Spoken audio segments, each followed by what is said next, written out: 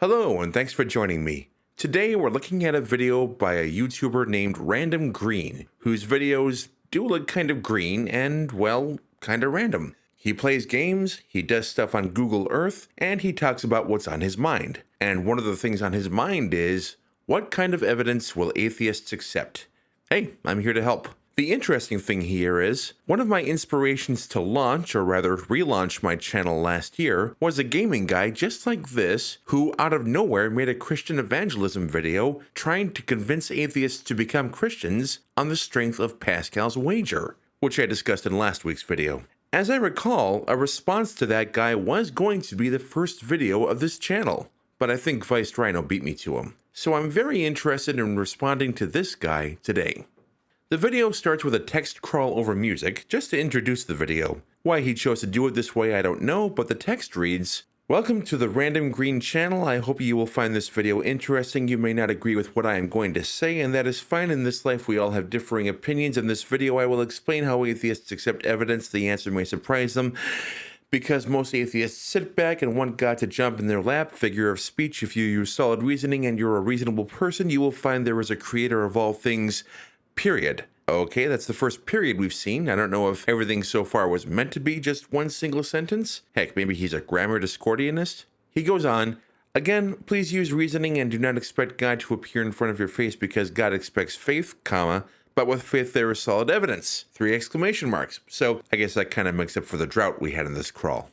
I don't mean to suggest that proper spelling, grammar, and punctuation is correlated with intelligence, but I do mean to suggest that people look at it when deciding whether or not to take you seriously. Your punctuation is about what I'd expect from my nephews, who are 9 and 7 years old, and who are pretty smart cookies for their age, but I don't expect that they are qualified to give me life advice, except maybe accidentally. You know how children can be. Your spelling, on the other hand, is for the most part spot on, and I don't think you relied on a spell checker, because most spell checkers these days also catch grammar mistakes. So with punctuation, I guess until the end you just couldn't be bothered or something?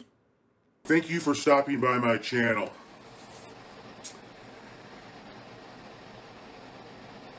What kind of evidence will an atheist accept?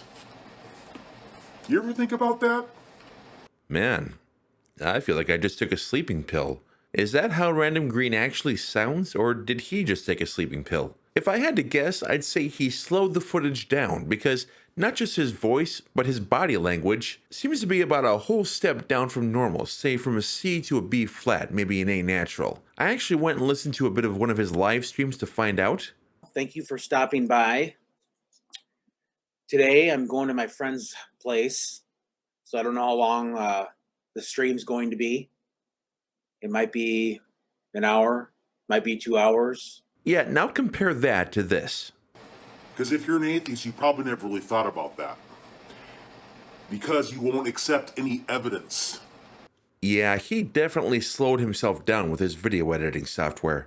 I question that choice. I also question his choice of background imagery. I mean, my background images all have a palette which tend toward a single hue, like this one, or this one, or this one, or when I'm feeling particularly flamboyant, this one. Seriously, I hardly ever use this one. I'm not sure why, it feels like I'm on fire or something. In a bad way. Anyway, Random Green certainly does random things. I personally think randomness can be a good thing, at least when it's entertaining, or when it keeps the viewer on their toes. In short, when there's a point to randomness. But what's the point in slowing yourself down artificially for an entire video? Because people can tell these things, you know. Are you worried that your voice might be a little bit too high-pitched? Because I can empathize with that. I used to struggle with keeping my voice on the low end of my natural range when recording a video because I thought it sounded better, but these days I don't bother. I just let my voice go where it wants. And I don't think it affects my success in being a YouTube creator one way or another. Anyway, you were saying we won't accept any evidence? You like to think so, and you're probably saying to yourself right now, to the contrary. On the contrary, I have never once said to myself, to the contrary. I have occasionally said, on the contrary. And that's the exact opposite. You don't think, atheist, you don't reason upon things. Oh no, a theist thinks that I don't use reason. See, that's an example of a pointed use of pitch change. I used it for humorous effect, to kind of exaggerate the silliness of a person who would actually say something like that. and also, I confess, to mock you a little bit. The Bible, right here, God's Word. Wait, go back. What did that book say? New World Translation of the Holy Scriptures. So that would be the version of the Bible produced, distributed, and used by the Jehovah's Witnesses. It contains idiosyncratic translations which other sects of Christianity find questionable, calling the cross a torture stake, for instance, and adding the word "a" to John 1:1, changing "the Word was God" to "the Word was a God." As I say repeatedly on this channel, when it comes to disputes which are internal to Christianity, I'm a prime directive kind of guy. But there's very little reason for a non-Jehovah's Witness to have a New World Translation lying at hand, so this gives us reason to believe that you're a JW. And yet, looking at the thumbnails from your videos page, you appear to be an ex-JW. Okay, and yet you still use the New World Translation? What's with that? With all the prophecies, prove that the Bible is God's Word, and prove that the Bible is written, inspired by God. Okay, so you believe that the Bible is written and or inspired by God, and that prophecy proves this. Now, with regard to prophecy, I'm going to repeat material I've used before. I believe it's from the first video I did on Almondo, actually. I'm sure you would agree that we need some way of distinguishing true prophecies from false ones, or else you would have no choice but to accept the divinity of non-Christian prophets. In particular, there are 6 criteria that a prophecy would need to fulfill before we are rationally justified in calling it a fulfilled prophecy. First, the prophecy has to foretell a unique or unusual event. You don't have to be divinely inspired to predict the commonplace. Second, the prophecy has to be clear and unambiguous enough that a whole bunch of events in the future can't be interpreted as fulfillments. You don't have to be divinely inspired to predict that, say, something bad will happen tomorrow, or some animal will die somewhere. Third, the prophecy has to foretell something that couldn't be the result of an educated guess. You have a habit of creating live streams of video games, so it doesn't take divine foreknowledge to predict that you'll do a live stream of a video game in the future. Fourth, the prophecy must be known to have been made before, not after, the fulfilling event. This one should be obvious. Fifth, the fulfilling event must not have been deliberately brought about so as to fulfill the prophecy. If years ago my Uncle Fred predicted that I would become a moderately well-known YouTube atheist and I start a YouTube career because I think it would be cool to prove him right, that doesn't require Uncle Fred to have been divinely inspired. And 6, it must be known that most, if not all, of the prophecies of a given prophet were fulfilled. Because if you throw 100 darts at a dartboard, it doesn't require divine inspiration for a couple of them to hit the bullseye. If a bunch of self-proclaimed prophets make a whole bunch of prophecies, 1 or 2 of the prophecies are bound to come true in some sense. Not a single prophecy in the Bible fulfills all 6 of these criteria. Not one. As it says in 2 Timothy 3:16, I guess it's because of the pandemic, but I wasn't always grossed out by seeing someone lick their finger, but these days, ugh. And why is an ex-JW referring to the New World Translation as if it were, if you'll pardon the expression, gospel? 2 Timothy 3:16 goes like this: all scripture is inspired of God and beneficial for teaching, for reproving, for setting things straight, for disciplining in righteousness. That was a very odd way to end a sentence, assuming you weren't having a stroke or something right as you said the word righteousness. And how do we know 2 Timothy 3:16 is inspired by God? How do we know 2 Timothy 3:16 is beneficial for teaching? How do we know that 2 Timothy 3:16 sets things straight? And so on. By the way, it is very difficult to say the words 2 Timothy 3:16. It's kind of a tongue twister.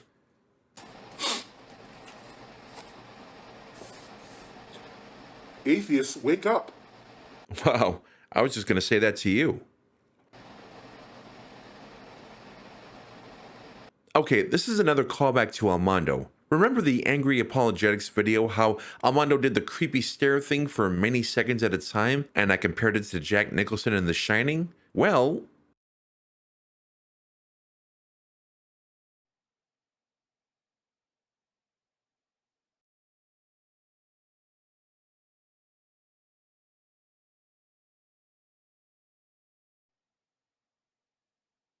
I mean, in the end, I'd have to award the stare off to Almondo, but still.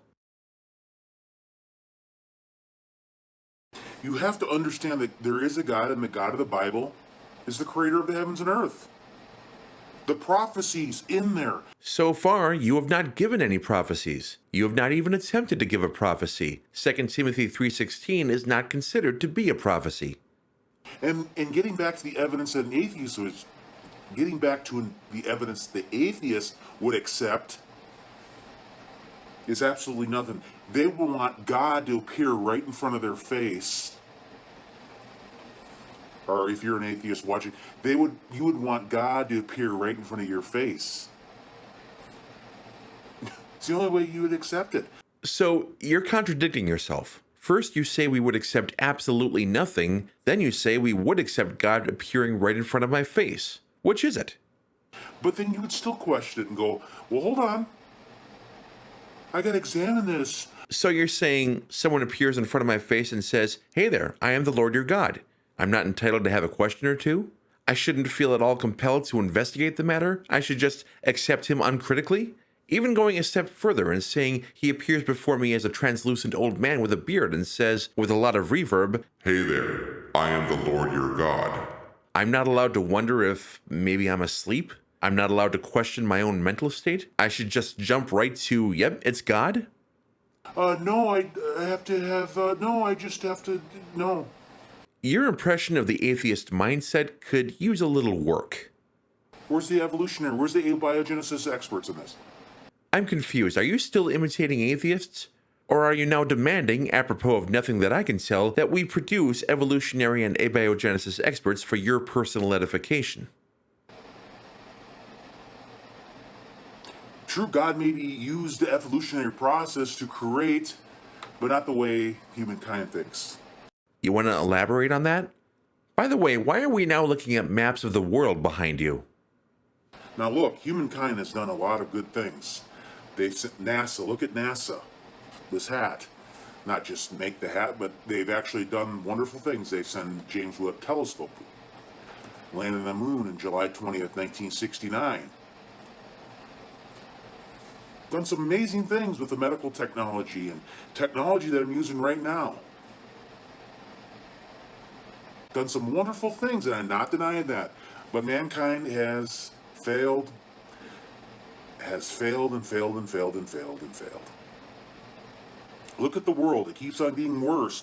By what standard? Look at where we are compared to, say, 2,000 years ago. Life expectancy has increased dramatically. Overall health has increased, in spite of the best efforts of the food industry capitalists. Our understanding of the universe has increased dramatically, and, as you pointed out, we've made incredible technological advancements. Global literacy has gone from near 0% to well over 90%. But even within the last few decades, there are fewer wars than there were around the time I was born, mumblecough years ago. There are fewer dictatorships. There are far fewer humans living in extreme poverty. Over the last century, our chances of being killed in an accident or a natural disaster had decreased by an order of magnitude. I can point to a lot of things that suck about the world we live in, especially in these days when everybody seems to have the attention span of a single news cycle. And yes, you can point to setbacks and reversals in human history. But by what standard do you say the world is overall getting worse? By what standard do you say it's worse than when the Bible was written?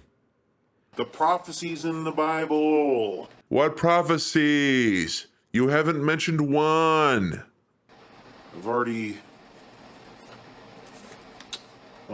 prophesied that the world would keep on getting worse and worse until the conclusion of the system of things. You've prophesied? All atheists there's some atheists out there, not all, will say, if there is a guy, why is the world so bad? Well, it's already prophesied in the Bible. First of all, that doesn't answer the question. It just reframes the question to, if there's an all-loving God, why would he cause a whole bunch of shit to be prophesied and then cause those prophecies to be fulfilled? And second, what shit in particular is prophesied to come about that couldn't be the result of an educated guess? Verily I say to you, war will happen. Does that require divine inspiration? Has there ever been a moment in human history when there wasn't a war happening somewhere in the world?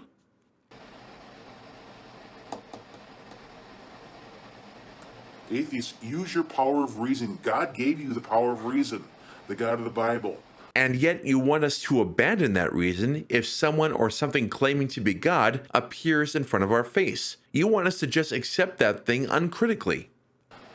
The ultimate creator of the heavens and earth. Why is it so hard for you atheists to just accept that there is a God? Why is it so hard for you to pause the recording before taking a drink? Could you really not wait 3 seconds? And why should we just accept any belief for which there is no rational warrant? The Bible says it's true, does not provide rational warrant for believing that the Bible is true. And I think you know this. It's not a prophecy. You haven't given us any prophecy. The prophecies in the Bible have proven God's existence already. What? Prophecies! Daniel chapter 7, verse 4. Finally! Sheesh. Close to the end of the video when we finally have a prophecy to examine. If you have a Bible, which I doubt you do. Why do you doubt that? Do you know how many atheists are former Christians? I rarely need to consult an actual paper Bible because pretty much every translation ever published is available online with a few keystrokes, but I personally have 3 Bibles in my home. Well, 2.5. I have the RSV Bible that was given to me as a confirmation gift. I have the NIV I bought some years ago for reference. And I have a pocket New Testament which my wife was given in college and which, using a ruler and some duct tape, she turned into a fly swatter. The Holy Vengeance Nuisance Smiter 3000. Do you want to do random right? Because that's how you do random right. Also, I love my wife. And it's not like I'm a Christian. By no means am I a Christian. What? But I'm a theist. And I believe in a God. Even though, again, I've said in prior videos that he has a lot of qualities I don't like drowning billions of, people and only sparing 8, but again, that's another story for another time. Wait, what?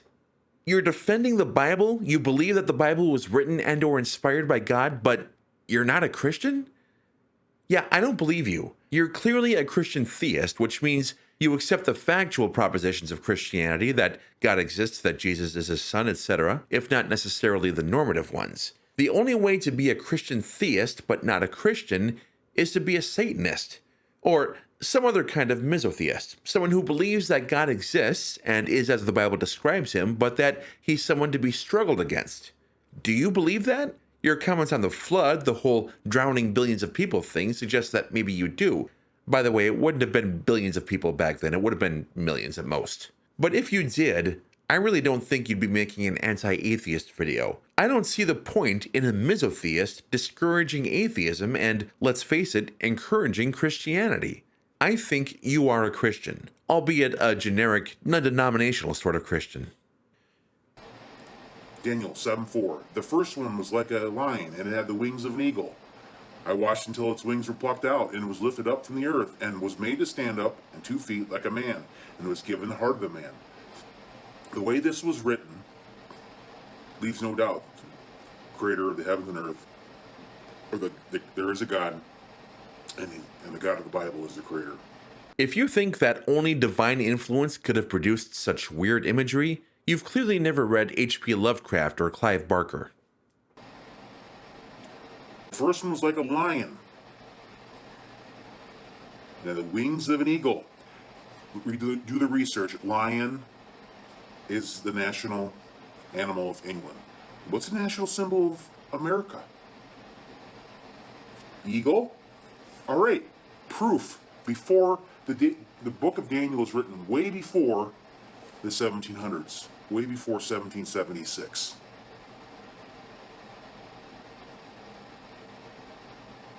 Independence Day in America, July 4th is 7/4. Or in Europe, 4/7. And this might be a coincidence, but 7/4.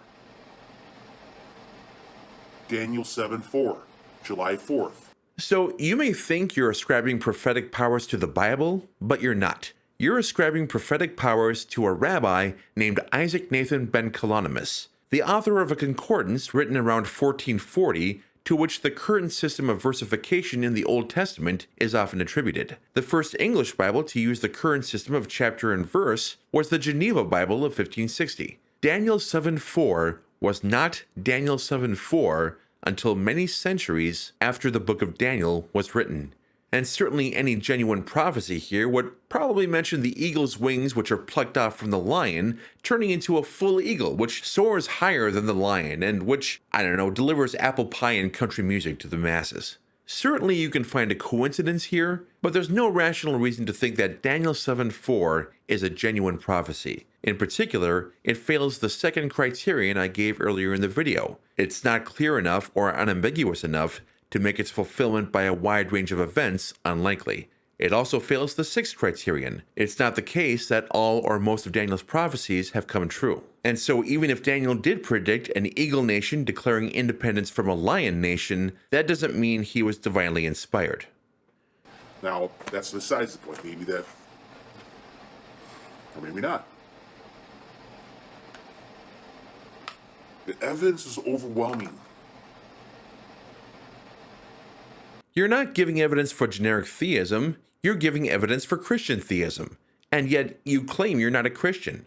You're either very confused or you're misleading us in some way. Either way, you're not trustworthy. Before dusting my hands of this pointless randomness, let me just real quick answer the titular question of the video. What evidence will atheists accept?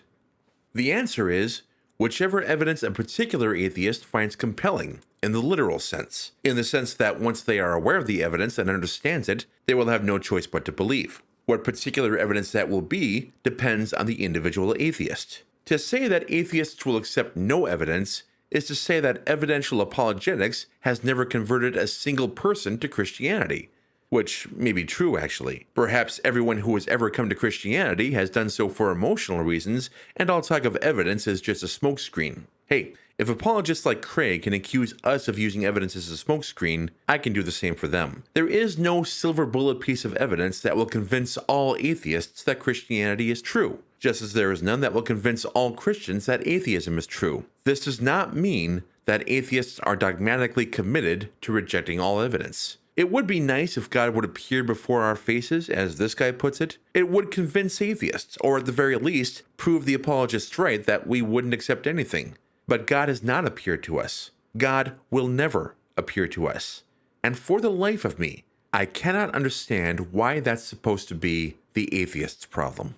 If you enjoyed this video and want to help my channel grow, please hit the like, share, and subscribe buttons. Be sure to hit the bell to be notified when a new video comes out. And if you want to share your random thoughts, funny, surreal, pointless, or otherwise, leave a comment below. A huge thanks to my Patreon supporters. You help make this channel possible. If you'd like to become a supporter, check out the link in the description. Thanks as always for watching, and we'll see you in the next video. I'm David John Wellman, and the rest is up to you.